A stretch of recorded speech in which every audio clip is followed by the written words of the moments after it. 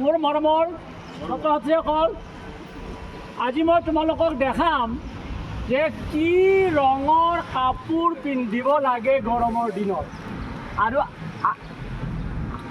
আৰু মানে কিয় পিন্ধিব লাগে। এতিয়া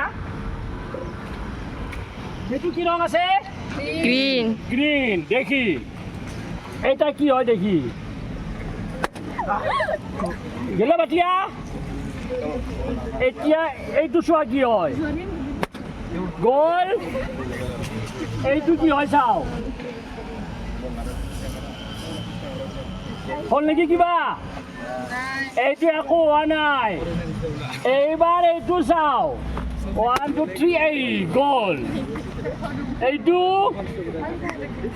এইটো চোৱা কি হয়,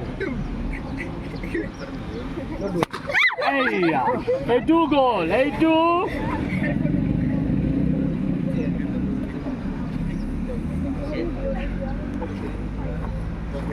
হৈছে নেকি? এইটো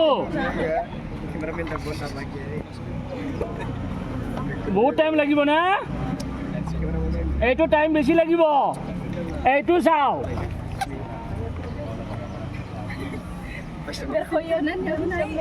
এইটো কিবা হৈছে নেকি?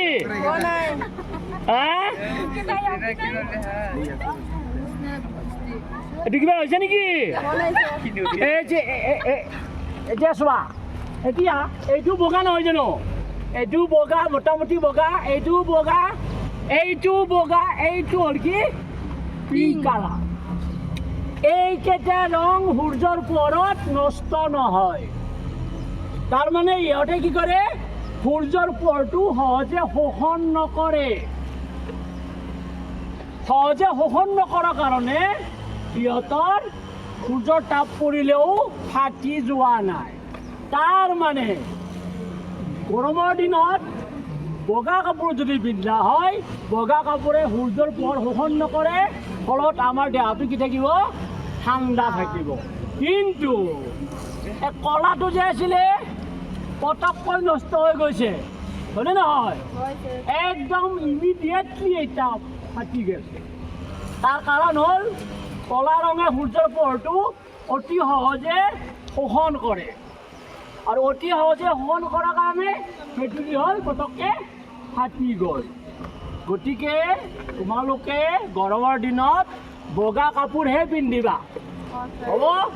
আৰু বেলেগ ৰঙৰ কাপোৰ যদি পোৱা, উপায়টো নাই। যেনেকৈ আজি মই পিন্ধিছোঁ, বগা কাপোৰ মোৰ নাই, চিলাব লাগিব। কিন্তু ক'লা কাপোৰ কেতিয়াও নিপিন্ধিবা, হ'ব? বঢ়িয়া।